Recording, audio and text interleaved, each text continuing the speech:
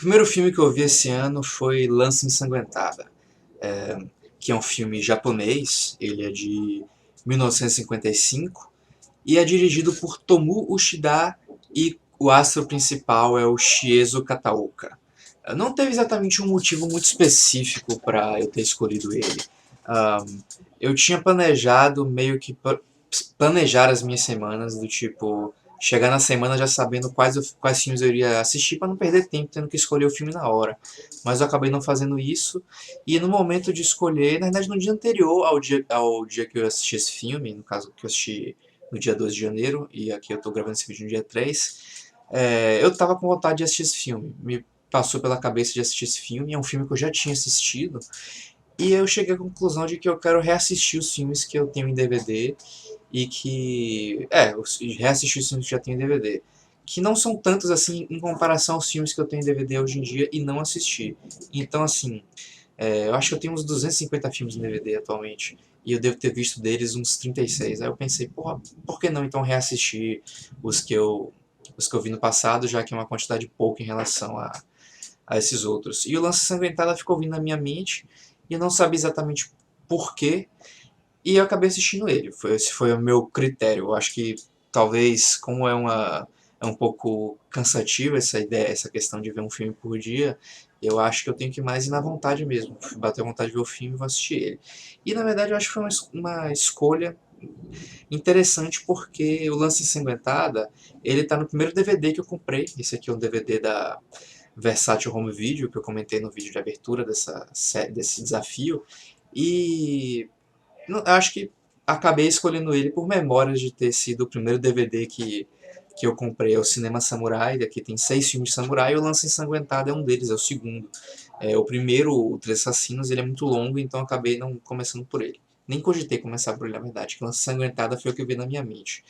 E esse filme é engraçado porque ele não é um dos meus filmes de samurai preferidos. Eu, na verdade, mal paro para pensar nele. Quando eu converso sobre filme de samurai, eu não paro para falar sobre ele. E, no entanto, ele ficou vindo na minha memória e eu não tinha, assim, ele não me parecia muito memorável na primeira vez que eu assisti.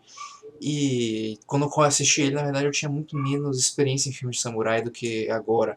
E, no entanto, agora, na segunda vez que eu assisti, eu acabei gostando muito mais dele e vi muito mais valor nele do que da primeira vez que eu assisti ele.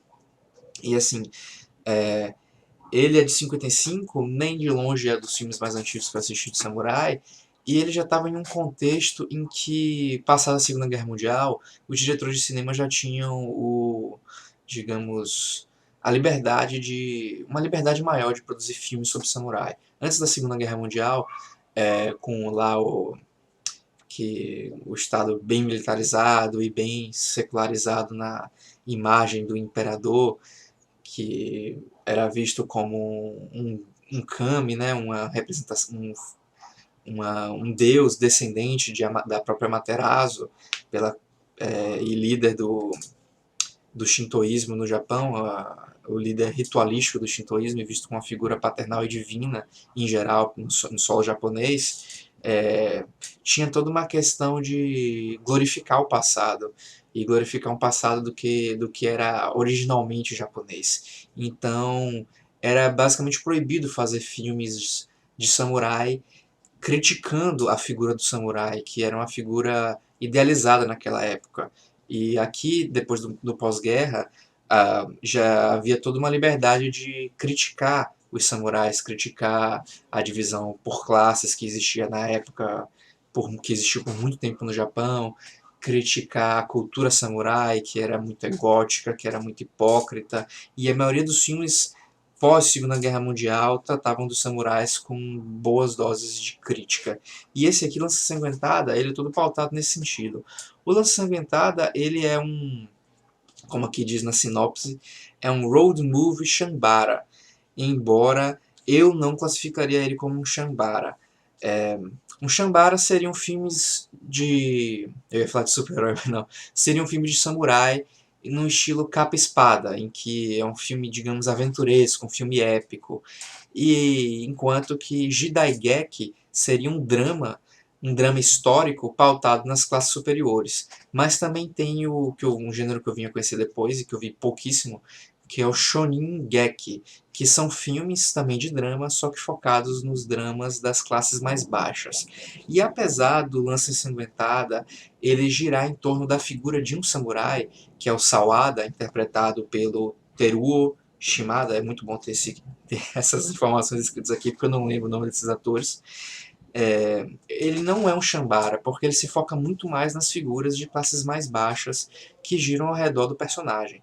O Sawada, que é o nome do personagem, ele está viajando pela estrada de Tokaido, que era uma das estradas que o Tokugawa Ieyasu, o primeiro shogun, não foi o primeiro shogun, mas o primeiro shogun Tokugawa mandou construir depois da unificação do Japão.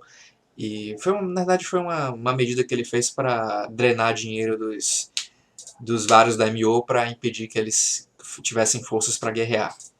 Essa era uma grande estrada, uma das estradas principais do Japão, uma das grandes veias comerciais do Japão, que levavam diretamente à cidade de Edo, que havia crescido muito durante o governo Tokugawa. E o Sawada, esse samurai, um samurai nobre, você vê pela roupa dele, completamente diferente da roupa dos outros personagens, ele está viajando para Edo levando uma peça de cerâmica de presente para a mãe dele. Acompanhando ele, tem dois criados, que um deles não é da classe samurai, e o outro, eu acho que ele pode ser um samurai, porque ele tinha uma espada curta, o wakizashi, mas ele não tinha uma katana, e os modos deles eram muito pouco refinados. Eu acredito que ele fosse um bushi, um guerreiro, só que talvez fosse um samurai, só que de classe bem baixa. E apesar dos samurais serem uma classe, dentro deles existia muita variação nisso. Mas em todo caso, os dois são criados do Sawada, e o principal desses criados é o Gonpachi, que é o personagem principal. E ele também é interpretado pelo ator mais famoso que está no filme, que é justamente o Shiezo Kataoka, que é um cara que eu não lembro de ter visto ele em nenhum outro filme, mas eu pesquisei a filmografia dele no IMDb e ele participou de muitos filmes na juventude dele, inclusive fez filmes importantes como as primeiras adaptações de Musashi, e fez a primeira adaptação de Jiraiya, não o Jiraiya do lado da seriada Tokusatsu, mas uma coisa mais do ninja Jiraiya mesmo. E então eu acredito que ele era visto até como um galã na época dele, o que é engraçado porque ele já adulto, já tá velho aí, já está com uns 45 anos, ele é um cara assim meio baixinho, meio gordinho, fica com as pernas meio tortas, só que isso provavelmente é do personagem dele. Os criados, na verdade, as classes baixas japonesas nos filmes, eles muitas vezes são mostrados com as pernas meio tortas. Eu não sei exatamente. Eu tinha até lido por alto sobre isso, mas eu não lembro exatamente o que era. Mas provavelmente, no caso dele, pode ser para identificar ele como uma pessoa que andava a cavalo, não sei exatamente, mas era uma característica que aparece muito nesses filmes japoneses em personagens de classe baixa. E nisso, o Sawada está viajando para Edo, acompanhado desses dois servos dele, e o Gonpachi, que é muito mais ligado às classes baixas do que à classe alta samurai, ele é o porta-lança do Sawada. Ele está levando orgulhosamente a lança do mestre dele. Esse mestre que, inclusive, a primeira coisa que fala sobre esse Sawada é que ele é um samurai diferente. Nessa época, que é o período Edo, era quando a classe samurai se estabeleceu de fato como uma grande classe, como uma classe de nobreza, e se tornou efetivamente uma nobreza japonesa. Que antes havia uma nobreza que era derivada das famílias imperiais, e no entanto os samurais eram mais vistos como os guerreiros rústicos do interior, praticamente caipiras, e não no período Edo os samurais eram a classe nobre. E nisso existia toda uma divisão de classe, então era meio que os samurais não se misturavam, digamos assim. E, no entanto, o mestre do Gonpachi, o Sawada, ele é muito compassivo. A primeira coisa que mostra ele é se preocupando com o servo dele, perguntando: Gonpachi, seus pés estão doendo? Aí Gonpachi: não, mestre, estão doendo não. E aí continua andando com os pés doendo. E o mestre, não, vamos fazer uma parada aqui, tome aqui esse unguento, passe no seu pé, ele é bom pro seu pé. Então estabelece o Sawada como um samurai diferente, um samurai que se importa com seus servos, um samurai que se importa com as classes baixas. E ele vai encontrando muita gente das classes baixas durante essa jornada.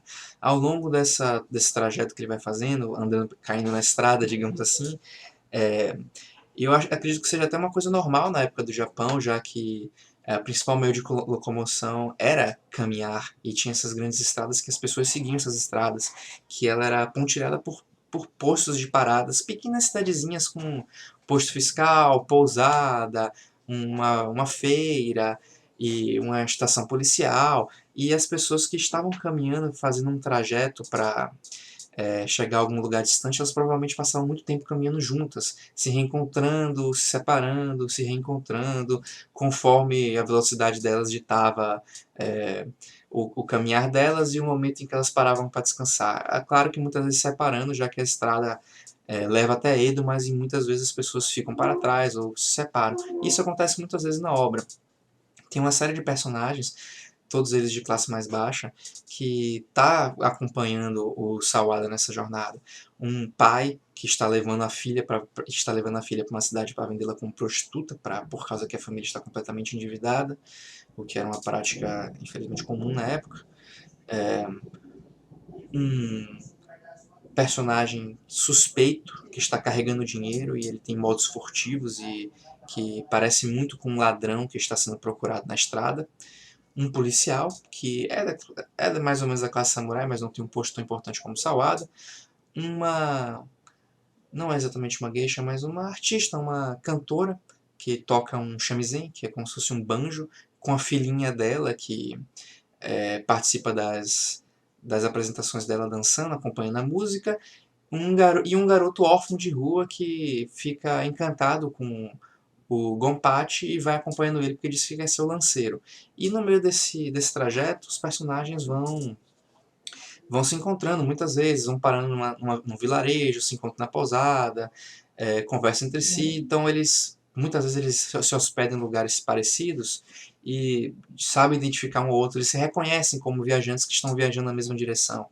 E nisso o filme tem um clima bastante fraternal, porque você sente que aqueles personagens estão se entendendo e colaborando uns com os outros. Eles não têm exatamente rixas entre eles. Eles constantemente estão se ajudando, até mesmo o Sawada, que é um samurai, embora ele fique ligeiramente separado dos outros. E nisso o Gonpachi está sempre interagindo com eles, principalmente com a moça que toca o shamisen, que tem rola um clima entre eles, o que talvez marque o ator como um galã da época, não sei dizer. Nessa época o Toshiro Mifune já estava ativa, então eu acho que nesse momento Toshiro Mifune na verdade é o sex symbol dos filmes japoneses, e não esse Kiro Kataoka, que suspeito que pode ter sido isso no passado. E o filme vai tratando as coisas de forma meio episódica, pouco a pouco mostrando o desenrolar do destino de cada uma dessas pessoas conforme eles estão viajando. Cada um está viajando com um objetivo e aos poucos o samurai vai vendo, digamos, as histórias paralelas desses personagens se desenrolarem. E ele muitas vezes ajuda esses personagens e muitas vezes se mostra admirado pela, pela situação deles, como eles vivem, como eles se ajudam, como eles não têm egoísmo entre eles. E em vários momentos do filme é mostrado como os samurais atrapalham a vida cotidiana das pessoas. Por exemplo, as pessoas estão atravessando a estrada principal, né, a estrada de Tokaido, passando em frente a uma visão panorâmica assim do Monte Fuji, e eles são impedidos de passar porque tem uns samurais de alta patente, de alta nobreza, sentados no meio da estrada, fazendo uma cerimônia do chá, observando o Monte Fuji. E o pessoal lá do tipo parado, precisando passar, precisando continuar sua jornada, e são impedidos por isso. E esse lance das pessoas serem afastadas da estrada, impedidas de continuar andando e seguir o seu caminho, acontece marcadamente umas 3 ou 4 vezes durante a história. Obviamente colocando uma separação entre o samurai e o povo comum, que o samurai é como uma pedra no caminho das pessoas que impede a passagem. E essa parte da cena da cerimônia do chá é uma cena muito engraçada, que inclusive o garotinho Jiro, ele tá acompanhando o samurai, que muito compassivo, deixa o Gonpachi, aceita que o Gonpachi carrega a criança, e leva a criança com eles, e o garoto, ele comeu muito caqui na feira, depois de ter recebido uns trocados do Gonpachi. Inclusive a cena da feira é muito legal, que mostra a artista lá do shamisen tocando música, e a garota dançando. É uma cena muito legal, sabe, dá aquele calor no coração. É uma cena muito bonitinha, muito divertida mesmo. E nisso a criança tá com dor de barriga e ela vai cagar no mato, e os caras lá da cerimônia do chá começam a sentir o cheiro, que a criança dá um mó cagão no mato e o cheiro vai até a cerimônia do chá. Os caras ficam putos, tipo, que cheiro é esse, que cheiro é esse? Aí começam a chover e eles vão embora. É uma cena muito divertida. E conforme eles vão, eu acho que deixa claro isso aqui, essa disputa entre classes, e talvez seja de fato uma disputa entre classes. Os ideais do comunismo já existiam no Japão. O Japão já consumia muito literatura russa, inclusive tem adaptação de coisa russa de filme russo, de histórias russas, enfim, nos filmes do Japão nessa época. E eu acredito que talvez o, o diretor, ele tem essa noção do conflito, como é? Guerra de classes? Não, da disputa de classes. O termo exato me fugiu agora. E isso pauta bastante do filme, que vai tendo esse clima de disputa entre as classes, e no entanto não tem um clima de agressão. Ele é tudo marcado pelo humor e por esse clima fraternal, conforme as pessoas vão progredindo pela estrada, se ajudando no progresso.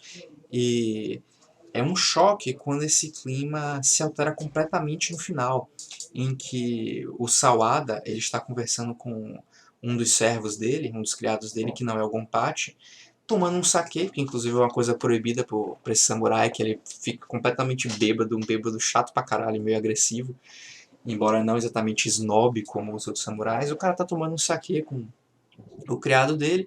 Alguns samurais entram no bar, no estabelecimento, é um bar chique até, diferente de um bar que ele foi numa cidadezinha pequena, e os samurais do tipo, que porra é essa? O samurai tomando saquê com o servo dele, os caras já estavam bêbados. Você é uma vergonha pra classe samurai.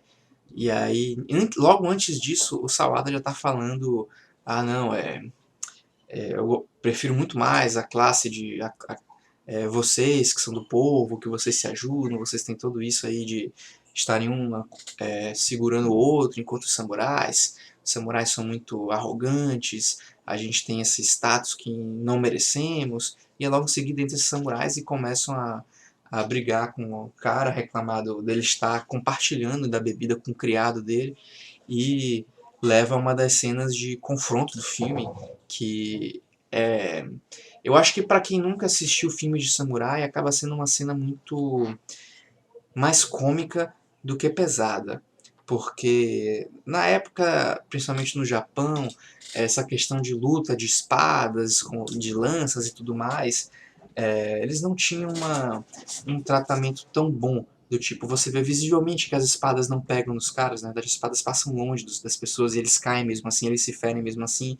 Esse filme mal mostra os personagens sangrando, e é até uma escolha ou uma deficiência do diretor, porque em 55 já haviam formas melhores de mostrar uma ação visceral, mas para quem tem mais uma experiência maior com filmes japoneses antigos, dá pra ver que é uma cena muito dramática, uma cena muito trágica, e os movimentos que parecem cômicos de alguns personagens, quando você junta com a música, com a situação, você vê que é para ser uma cena bem trágica, bem violenta mesmo. E eu acho que funciona muito bem, talvez não para quem não tenha costume de assistir esse tipo de filme. E a forma como o cara sai de um clima meio leve de humor para esse momento trágico é bem abrupto, mas bem natural. É de uma forma muito fluida que consegue fazer essa passagem. E o filme, você sente até que ele termina antes do momento, por causa da vida do Sawada termina antes do momento. E pelo conjunto desse filme, é um filme pequeno de 1 hora e meia, como eu falei, eu tenho que ver filmes curtos. É, eu curti bastante a execução, curti bastante os temas que o filme toca, a forma como o filme vai explicando as coisas. E na primeira vez que eu vi, eu não tinha nem me atentado para essa personalidade do Sawada, que ele é um samurai tão compassivo, tão ligado às classes mais baixas, mesmo estando óbvio no final.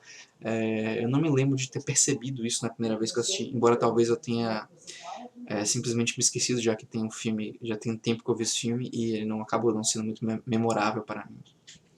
Mas assistindo a segunda vez eu achei ele uma obra muito boa, gostei muito de ter reassistido e assim, eu gostaria de recomendar ele, eu acho um filme muito bom de ser assistido. No entanto, para quem nunca não tem essa experiência com filmes de samurai, ou pelo menos com filmes antigos, talvez ele seja um pouco difícil de ver, principalmente pelo conflito no final. Mas a forma dele de apresentar a trama, o enredo, é bastante moderna, diferente de alguns filmes japoneses que você sente que o roteiro falta algo, ou pelo menos falta algo dentro do padrão ocidental, de que segue aquele negócio, por exemplo, Chekhov's Gun, que é até russo, né? Dá pra dizer que que a Rússia tem parte no Oriente, mas o Chekhov's Gun, por exemplo, se um elemento é apresentado no filme, ele vai ser usado, o filme segue isso, de propósito ou não, e outros elementos de que deixa que a gente considera aquele roteiro fechadinho, que alguns filmes japoneses não têm, mas esse tem. Então, de certa forma, ele me lembrou um pouco no Tempo das Diligências, do John Ford, tanto por essa questão de ter uma viagem, de ter pessoas reunidas numa viagem, pessoas precisam colaborar durante a viagem, e de juntar diferentes classes sociais, digamos, ou arquétipos sociais em um ambiente comum. Lá na diligência, aqui não tem uma diligência, mas tem uma estrada e tem um barquinho no início da história em que as pessoas usam para atravessar um rio.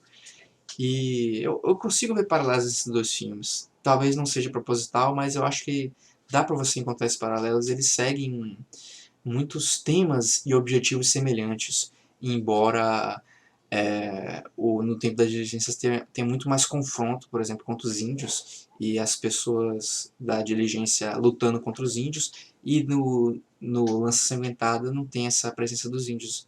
Pelo contrário, eu acho que o Lança Sanguentada trabalha melhor essa questão, e enquanto no tempo das diligências tem esse preconceito contra índios que os westerns originais tinham, eu sinto que no Lança Sanguentada o paralelo ao índio, que seria talvez o garoto pobre, o mineiro que conseguiu dinheiro e não sabe o que fazer com ele, que eles têm medo de ser vistos como ladrão, eles estão melhor representados de forma mais justa do que seria no tempo das diligências. Embora não tenha exatamente um paralelo exato aos índios, eu acho que dá para ver alguma coisa na forma como o autor trata as classes mais baixas nesse filme e no tempo das diligências.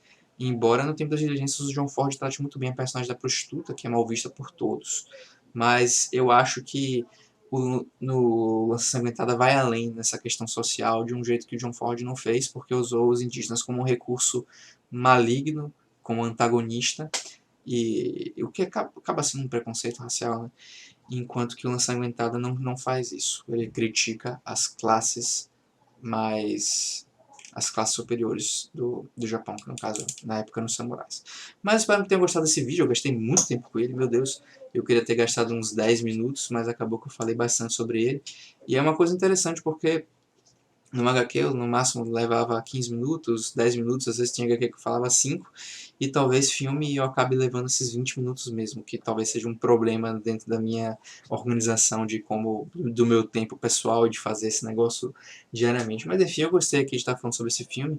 Com 20 minutos eu acho que ninguém vai ter interesse em assistir tudo, mas por enquanto é isso. Espero que tenham gostado. Eu estou me adaptando a isso de fazer vídeos sobre filmes. Mas eu gostei da experiência, embora como eu acho que o tipo de filme que eu mais tenho coisa para falar são justamente os filmes de samurai, talvez esse fique maior do que alguns outros. Mas vamos ver como vai ser, vamos ver como vai ser essa experiência. Então eu fico por aqui e até a próxima e o próximo vídeo que eu ainda não sei qual vai ser. Até mais.